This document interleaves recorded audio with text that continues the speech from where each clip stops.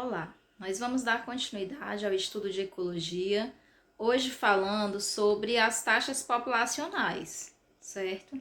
Então, relembrando, a ecologia nada mais é do que o estudo das casas naturais, pois ogia significa estudo e eco vem de casas, então, o estudo das casas naturais.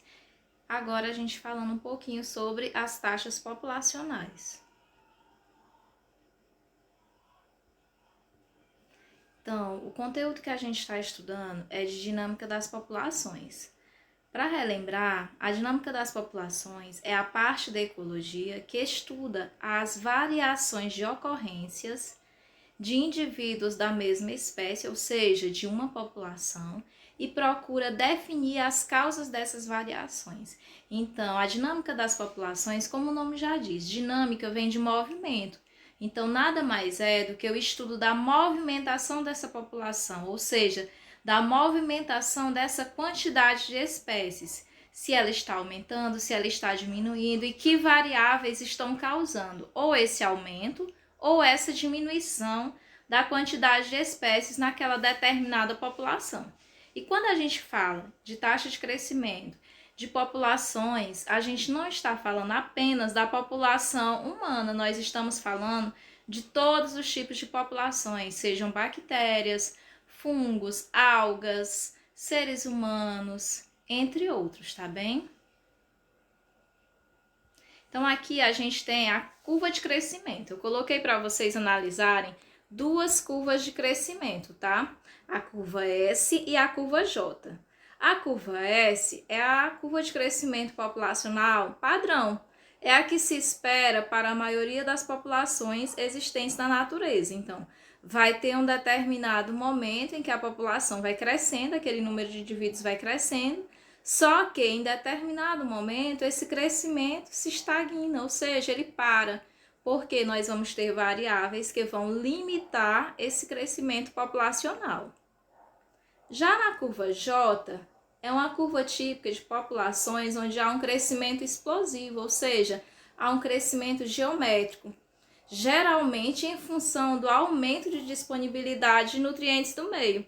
Por exemplo, é o que acontece com a questão das algas.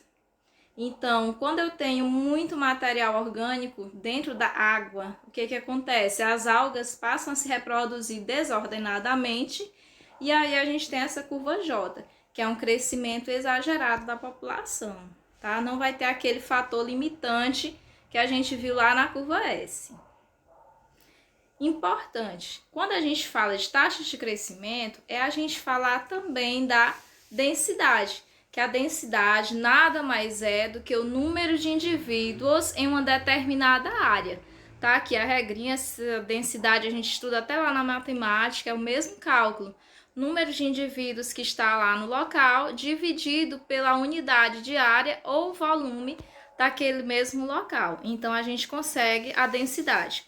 Para que serve? Para a gente saber se uma determinada localização tem uma grande população ou se tem uma pequena população. Então, como é que está a quantidade de indivíduos naquele determinado local?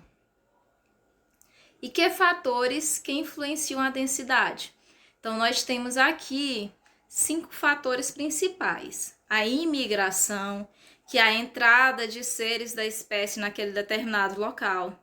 A emigração, que é o contrário, é a saída de seres daquele determinado local. A natalidade, que é o número de nascimentos por período naquele determinado local. A mortalidade, que é o número de mortes por período naquele determinado local.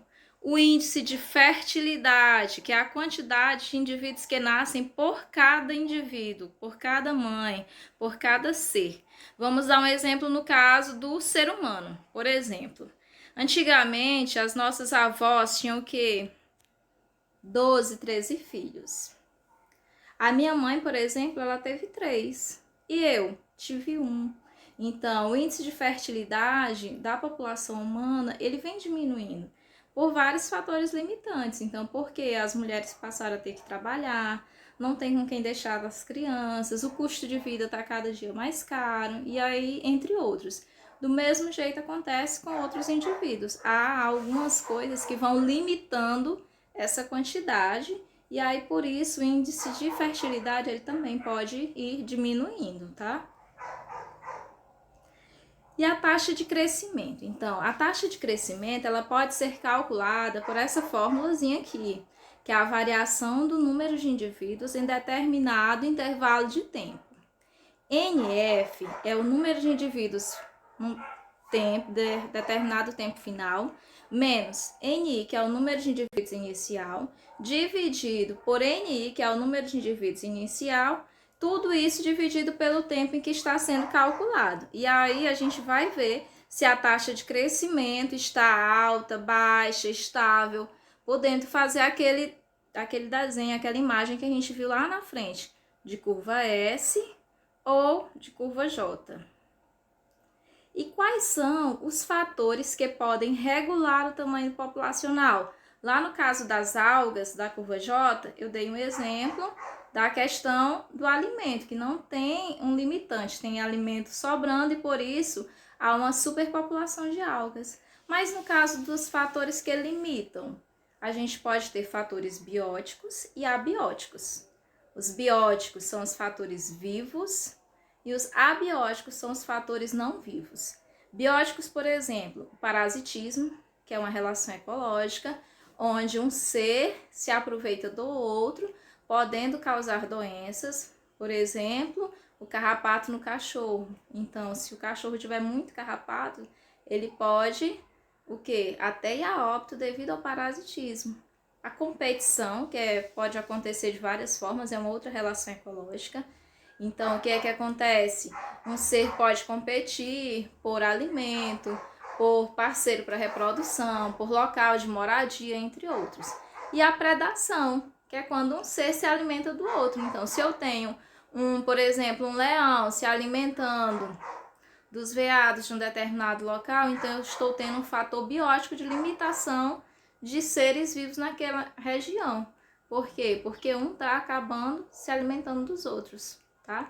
E os fatores abióticos, que são os que não têm vida, a gente tem o que? A água, o solo, a temperatura, a radiação solar, pH, altitude, nutrientes, entre outros.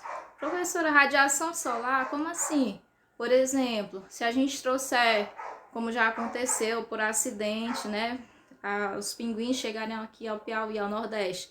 Se a gente trouxer um pinguim para Floriano, ele não vai aguentar a temperatura, o índice de radiação solar daqui é muito grande, ele vai acabar morrendo. Então, eu vou ter uma limitação do tamanho populacional graças à radiação solar e temperatura, tá? Então, os fatores que afetam esse tamanho populacional, que regulam, que é importante para que a gente não tenha um crescimento exagerado, eles podem ser desses dois tipos, bióticos ou abióticos, tá bom? Eu acredito que deu para ficar claro. Então, agora, só estudar. Vai dar certo.